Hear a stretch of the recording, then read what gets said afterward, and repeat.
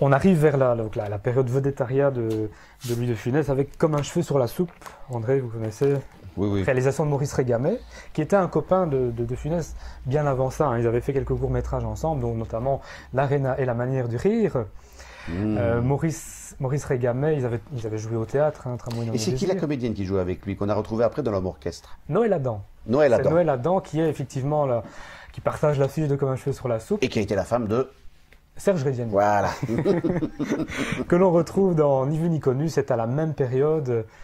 Alors ce sont des productions de Jules Borcon, qui était le premier producteur finalement à lui faire C'est un confiance. beau nom, ça, pour un... C'était Borcu son nom, initial. Ah oui, bah, décidément. Il aurait été des deux côtés.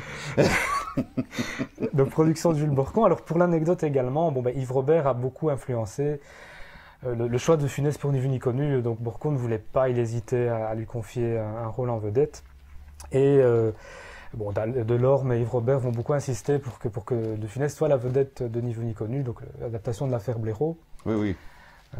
au cinéma, où il va retrouver des copains d'avant, Pierre Mondy, il va retrouver Moustache aussi. Et Claude Rich, qui se retrouvera Claude Rich, aussi après, Claude Rich, que l'on avec verra qui ça se passera pas trop bien d'ailleurs sur le plateau d'Oscar. Sur le plateau d'Oscar. Il y a eu beaucoup de tensions, Oui. quand on parle d'Oscar, il y a beaucoup de tensions du fait que, De Funès Alors qu'ils se connaissaient, ils avaient quand même déjà tourné un film ensemble. Tout à fait. Alors De Funès, vous parlez d'Oscar, c'est bien, on va rebondir là-dessus. Rebondissons. De Funès, donc évidemment, à cette période-là, on est plutôt à la fin, on est en 59, 61, 59, 61. De Funès va reprendre un succès du moment qui est Oscar. Oui, Là, qui avait été monté au théâtre par Pierre Mondy, Jean-Paul Belmondo. Voilà.